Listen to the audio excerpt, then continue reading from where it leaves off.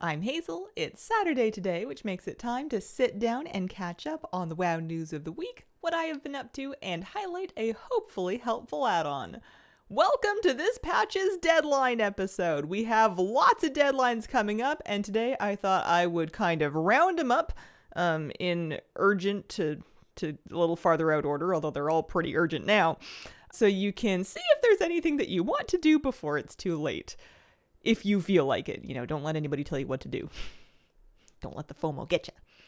First of all, Collector's Bounty and the Greedy Emissary event are set to end in just a couple of days with this upcoming reset on July the 29th.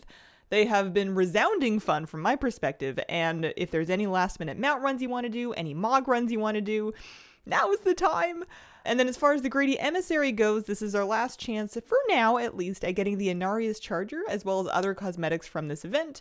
I wouldn't freak out about it if you haven't been able to get the Inarius Charger to drop for you, just because when they did this Greedy Emissary, they brought back cosmetics from the past one, like the Wirt's legs and whatnot. So I think it's likely that we'll see them again eventually, but there is no time like the present. This is a great time to remember also to buy the sets, the cosmetic sets. If you don't have them yet, you can spend your Hellstone color shards at this vendor here in Dornegal, right by the enchanting vendor. Check out the sets for sale and make sure to pick up any that you still want before this event ends on July the 29th. If you need more Hellstone color shards, then just feel free to hi. Hello. If you need any more Hellstone color shards, feel free to head to Undermine, kill rares, do goblins, same thing really. You can farm them infinitely. You'll get more, you'll get guaranteed shards from your first 10 boxes in the day, but you can keep farming shards continuously after that, so don't give up if you want to finish out this vendor and you haven't started yet. It is possible. As far as Collector's Bounty goes, again, last minute mount runs if you want to do them. I know a lot of people, myself included, have kind of run out of lockouts of some of these raids. We have no more 80s left to give. I think this event was a huge success from my perspective. I had a lot of fun. I saw a lot of life in the zones, a lot of people at meeting stones and instance entrances that have been deserted for ages. I would love, if I'm just wishing for stuff, to see this event return sometimes. I think once per expansion would be kind of a nice cadence for it, especially because then you could add one new expansion's worth of mounts to it every time, so people that finished it before would still have new things to farm. Or you could even have it alternate with a hypothetical, imaginary, this is just my dreams, version of this event that focuses on world boss and rare drop mounts. If I was spitballing, I would say that things you could do during a Collector's Bounty for rare drop, things like Rust Feather, Soundless, Shaw of Anger, that kind of thing, world bosses and outdoor rares that drop mounts.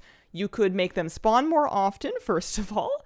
You could put a shield on them to prevent them from getting instantly nuked and give people more time to get tags. A lot of open world rares have this tech already on them. You'll notice something like that with the Belladar rare. So, have that, maybe make it nice and long. And then, of course, an increased drop rate on those kinds of mounts. There's tons of mounts from open world rares and world bosses. They can be really frustrating to farm, even more so than instance drop mounts, because it's often just a lot of waiting around and then hoping that it doesn't get nuked before you're able to tab back in from whatever else you were doing while you were waiting around. It's not a real event, it's just kind of like a wish list, but wouldn't that be something? Next deadline, you have a couple more days left to get the Shaohao Sage Serpent. You have until July 30th to do this. This is a beautiful mount, and all you have to do is install Mop Classic and play the Pandaren starting zone through to choosing a faction, and then you will get this mount for retail WoW. Does not cost you any extra money on top of your WoW sub. Does take a couple hours. It's a long starting zone. That one is available until July the 30th.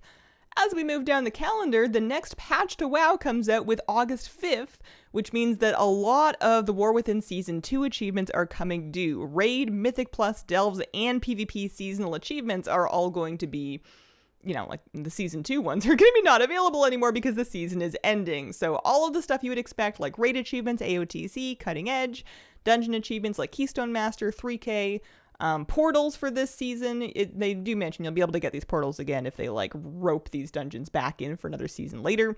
But if you want these portals, now is the time.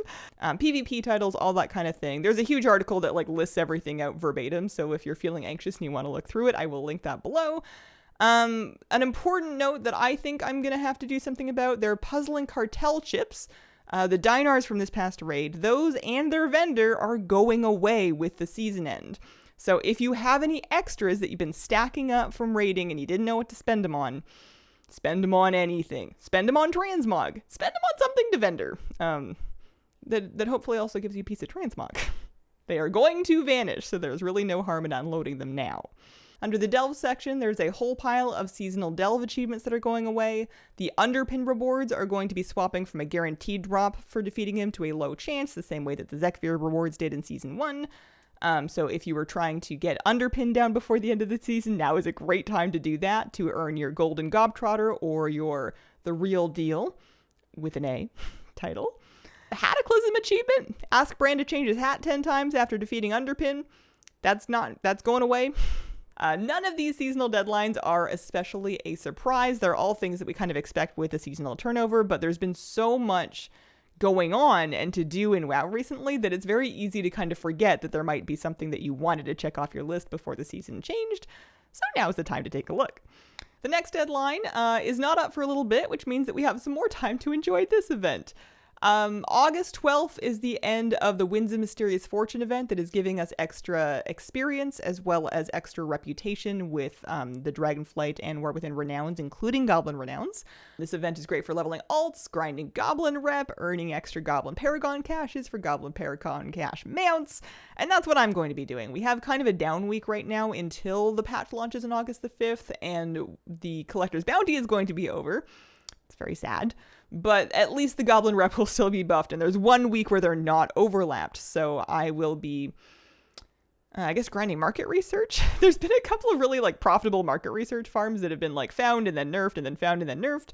But anyways, the Gap Week is a great time to level any last alts that you want to use for the next patch, or to finish up any reputations that you were not quite done with in Undermine. And that brings us to our add-on highlight of the week. This is Leatrix Plus. If you've never seen it before, Leatrix Plus is kind of an under-the-hood style add-on that is going to modify lots of different features of the game to just make them work a little bit more smoothly.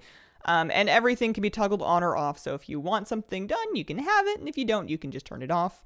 I like to use this to automate my quest pickup and turn-in. That has come in very handy as I've been unlocking tons of characters to access, BFA stuff, like the Veil of Eternal Blossoms entrance to Nilotha. Not that it did me any good. I like to use this also to get faster looting. Very nice if you're going out gathering, you're herbing, you're mining, you don't want to be sitting looking at your loot window for forever. Faster looting in Leatrix Plus is a great way to speed that up, and just lots of other nice under-the-hood options. This is unobtrusive, it does not get in your way, it can make your life better, and I can immediately tell when I don't have it turned on because I'm like, what do you mean I have to pick up my quest myself? What year is this? You want me to click on an accept button? Absolutely not. And that has been the week. Thank you very much for watching. Good luck with your last minute mount runs. I made it to 7 out of the 9 mounts that I wanted from the event, and I think I'm going to spend the last couple of days Mog farming. So something to chase on the next event, unless I feel insane enough to keep doing these mount runs in the meantime. If you have any questions or you want to stop by and say hi, feel free to check out my stream 5 days a week, Wednesday through Sunday on twitch.tv/hazelnuttygames. I appreciate you guys, and I hope you have a wonderful, wonderful day.